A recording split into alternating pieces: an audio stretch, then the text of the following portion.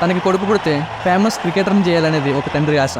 కానీ పుట్టడమే కళ్ళు లేకుండా పుట్టడంతో అందరూ చంపేయమని లేకపోతే ఎక్కడైనా వదిలేయమని సలహా ఇచ్చారు. ఒకనొక టైంలో తండ్రే పూడ్చిపెట్టాలనుకున్నాడు. కానీ దేవుడు రాతను మార్చగలమని చెప్పండి. ఇప్పుడు అతను ఎన్నో వేల మందికి ఇన్స్పిరేషన్.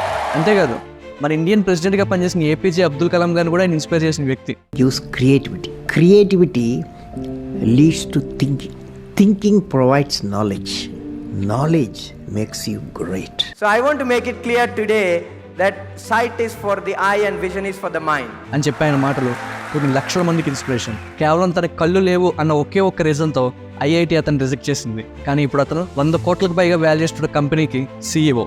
అతనే Srikanth Bolla, chairman and CEO Bollant industries private limited. Young entrepreneurs అనగానే అందరూ ఫేస్బుక్ ఫౌండర్ మార్క్ గురించో, వర్డ్‌ప్రెస్ ఫౌండర్ మాథ్యూ గురించో, Mozilla Firefox creator Blake Ross గురించో మాట్లాడతాం. అంతేకాదు గూగుల్ చేసినా కూడా వీళ్ళ గురించి వస్తుంది. ఇలా బయట కంట్రీస్లోనే కాదు మన ఇండియాలో కూడా గర్వంగా చెప్పుకోగలిగే యంగ్ ఎంటర్‌ప్రెన్యూర్స్ చాలా మంది ఉన్నారు. అందులో ఒకరు Srikanth Bolla, Indian industrialist and founder and CEO of the Bolla industries.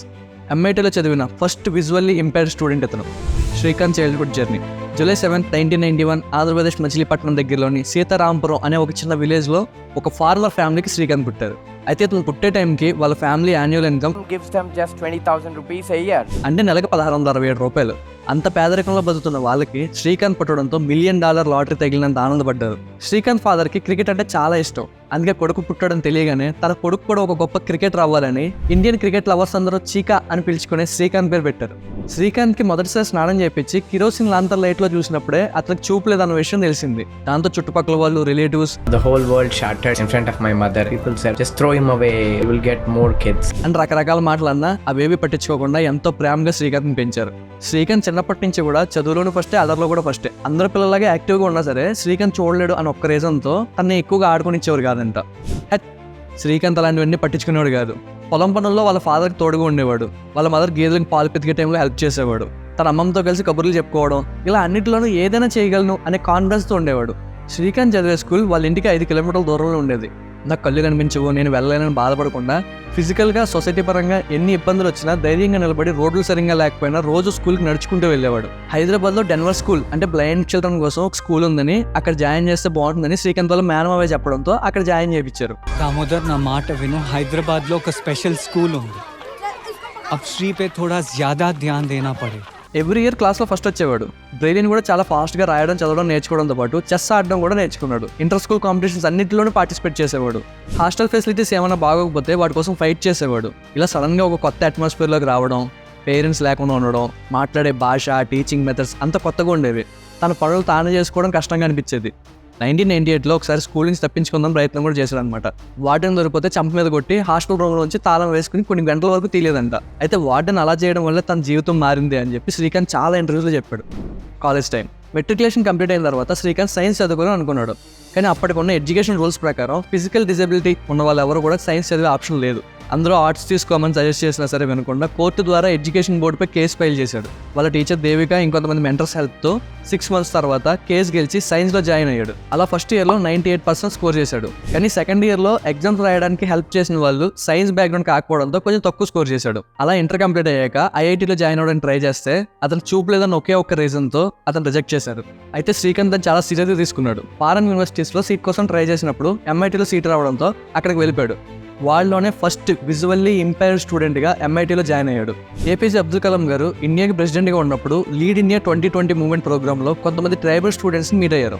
అయితే అప్పుడు అందరినీ what you want to become అని అడిగితే కొంతమంది డాక్టర్ అవుతానని, కొంతమంది ఇంజనీర్ అని, కొంతమంది సైంటిస్ట్ అని తలకు ఆన్సర్ చెప్తుంటే 9th క్లాస్ చదువుతున్న శ్రీకాంత్ మాత్రం हेलो सर मैं देश का पहला विजुअली चैलेंज प्रेसिडेंट बनना चाहता हूँ. అయితే తన విజన్ నాకు చాలా బాగా నచ్చిందని కలాం గారు కూడా ప్రోగ్రాంలో చెప్పారు. He said, I visually challenged first president of India. I was happy to see his vision and ambition. This young boy, small aims, hence I congratulated him to realize the vision and told him work for realizing the vision. ఆ తర్వాత వాళ్ళిద్దరూ మంచి friends కూడా అయ్యారు. Achievements of Srikanth Bolla. 2005లో lead India ప్రోగ్రాంలో youth లీడర్గా former president the late APJ Abdul Kalam గారితో కలిసి పనిచేశారు. MITలో వచ్చిన ఫెలోషిప్స్ అండ్ గ్రాంట్స్తో 2011లో హైదరాబాద్లో మల్టిపుల్ డిజబిలిటీస్ ఉన్న చిల్డ్రన్ కోసం సమన్వయ్ సెంటర్ అని స్టార్ట్ చేశారు. రవి మంతాతో కలిసి 2012లో హైదరాబాద్లో బొల్లాండ్ ఇండస్ట్రీ స్టార్ట్ చేశారు. అలా మొత్తం 5 మ్యానుఫ్యాక్చరింగ్ యూనిట్స్ స్టార్ట్ చేశారు. రవి మంతా బొల్లాండ్ కో-ఫౌండర్ మాత్రమే కాదు, సర్జ్ ఇంపాక్ట్ ఫౌండేషన్ కి కో-ఫౌండర్ అలాగే డైరెక్టర్. ఇతను ఒక Angel investor, social impact enterprises లో ఒక అడ్వైజర్గా కూడా చేస్తున్నారు. 2016లో రతన్ టాటా బొల్లాండ్లో ఇన్వెస్ట్ చేశారు.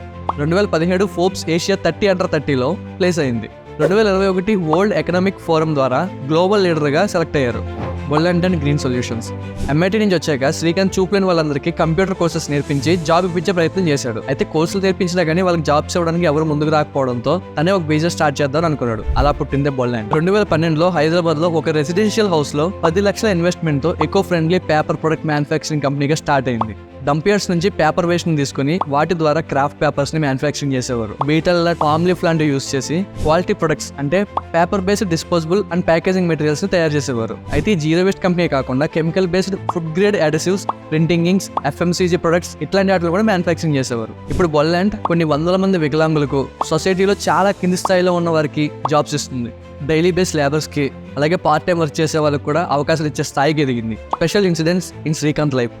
ఈ ప్రపంచంలోకి వచ్చే ప్రతి ఒక్కరూ ఏదో ఒకటి నేర్పించడానికి వస్తారని చెప్పడానికి శ్రీకాంత్ లైఫ్ ఒక పర్ఫెక్ట్ ఎగ్జాంపుల్. ఒకసారి శ్రీకాంత్ కి తన క్లాస్మేట్స్ తో గొడవైంది. సరిగ్గా అప్పుడే శ్రీకాంత్ ఫాదర్ వచ్చేసరికి వాళ్ళంతా పారిపోయారు.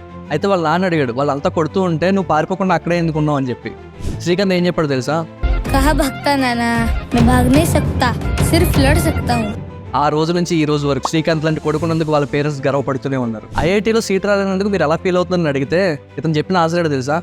ఐఐటీలో నేను రిజెక్ట్ అయినా నాకు ఎలాంటి బాధ లేదు, ఐఐటీకి నేను అవసరం లేకపోతే నాకు ఐఐటీ అవసరం లేదని చెప్పి ఒక స్టేట్మెంట్ ఇచ్చాడు. Srikanth personal life. శ్రీకాంత్కి నేషనల్ అండ్ ఇంటర్నేషనల్ న్యూస్ తెలుసుకోవడం, మూవీస్ చూడడం చాలా ఇంట్రెస్ట్ అంట. మహానటి, ధోని, సురరే పొట్రో, తెలుగులో ఆకాశమణి హద్దురా లాంటి మూవీస్ని చాలా ఎంజాయ్ చేస్తాడంట. ఇతను నేషనల్ లెవెల్లో లెఫ్ట్ హ్యాండెడ్ బ్యాట్స్మెన్గా క్రికెట్ ఆడాడు. కంప్యూటర్లో 64 స్క్వేర్స్ చెస్ గేమ్ని ఒక హాబీగా ఆడతాడు.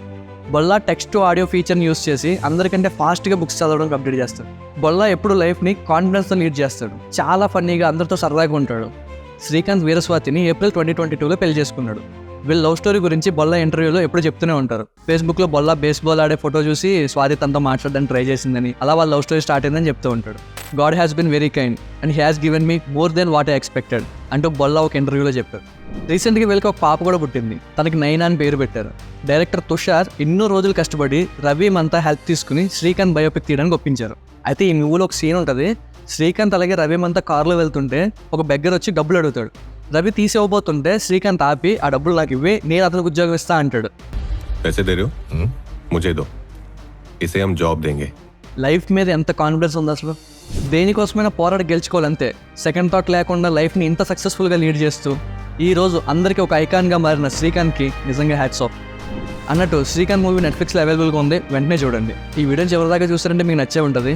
సో మీరు సబ్స్క్రైబ్ చేసుకుంటే మాకు మోటివేషన్గా ఉంటుంది.